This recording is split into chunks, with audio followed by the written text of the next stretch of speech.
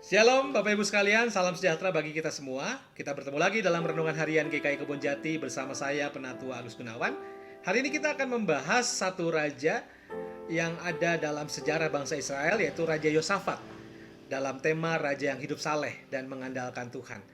Bacaannya bisa saudara baca dari 2 Tawarik 17 sampai 2 Tawarik 21 ayat ke-1.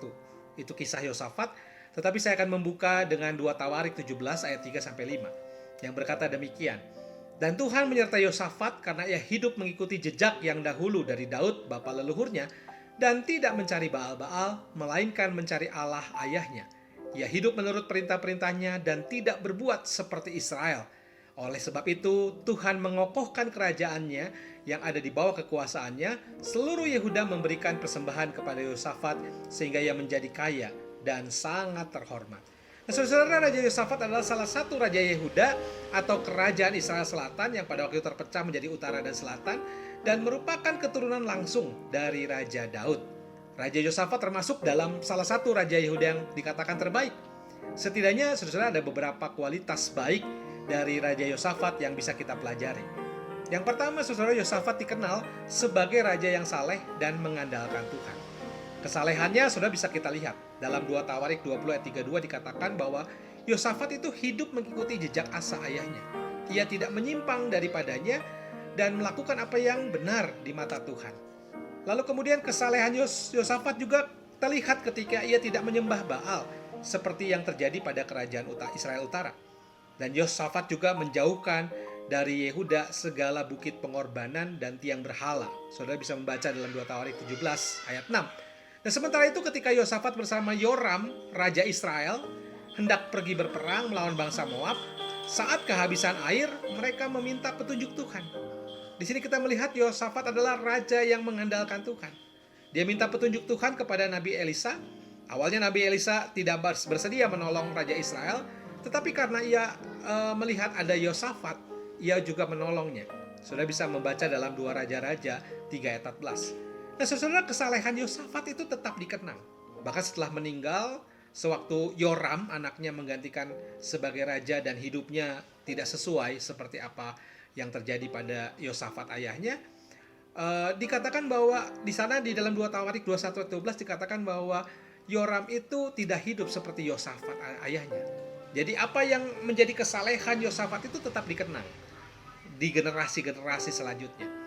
Termasuk juga ketika Ahazia Raja Yehuda mati, ia dikuburkan secara layak hanya karena ia adalah cucu Yosafat yang mencari Tuhan dengan segenap hatinya. Itu ada tertulis dalam 2 Tawarik 22 ayat 9. Nah, saudara, Yosafat adalah raja yang selalu mengandalkan Tuhan, sehingga ia bisa melihat mujizat Tuhan terjadi dalam hidupnya. Contohnya ketika sedang melawan orang Moab, orang Amon dan orang Meunim yang datang menyerbu Yehuda, Yosafat mencari pertolongan Tuhan. Dia berdoa, berpuasa, bahkan mengajak seluruh Yerusalem untuk berdoa dan berpuasa. Dan apa yang terjadi? Akhirnya Tuhan bertindak secara ajaib. Bangsa Yehuda dapat mengalahkan musuh-musuhnya tanpa berperang. Karena itu, karena kesalehannya, akhirnya kita membaca Yosafat juga diberkati Tuhan dengan luar biasa. Tuhan mengokohkan kerajaannya. Yosafat juga, Bapak Ibu sekalian, dikenal sebagai seorang yang ahli dalam strategi perang dan juga yang memperhatikan kerohanian rakyat yang dipimpinnya.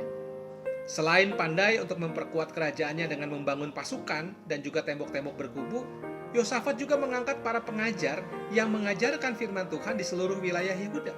Yosafat tidak hanya mempraktekkan firman Tuhan dalam kehidupannya, tetapi ia juga merasa bertanggung jawab untuk mengajarkan firman Tuhan itu kepada rakyatnya melalui pengajar-pengajar yang ia angkat.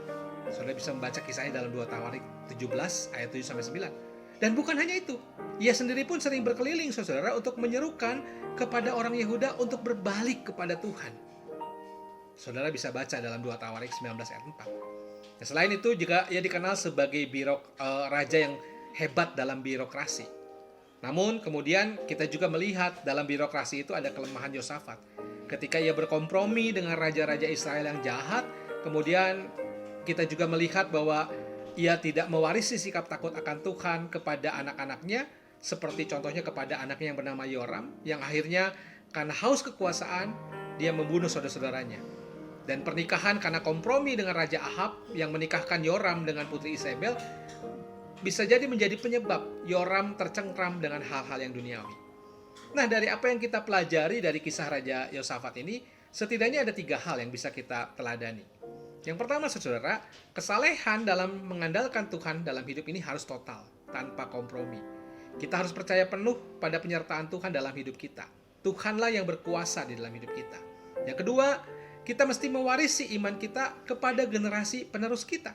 Sebab warisan terbesar kita adalah ketika kita tahu ada penyertaan Tuhan yang ajaib dari Tuhan tersebut, dan hal tersebut mesti menjadi kekuatan generasi penerus kita dalam menghadapi tatanan dunia yang terus berubah ini.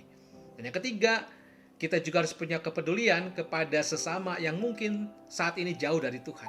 Kita perlu menyerukan kepada mereka kasih Tuhan yang menyertai kehidupan dalam masa baik atau buruk sekalipun, bahkan menegur jika ada sesama kita yang hidupnya tidak benar. Oleh sebab itu, hari ini kita bisa melihat, belajar dari kisah Raja Yosafat, dan kiranya kita bisa meneladani hal-hal baik dari apa yang kita bisa pelajari dari kisah Raja Yosafat ini. Tuhan memberkati kita. Amin.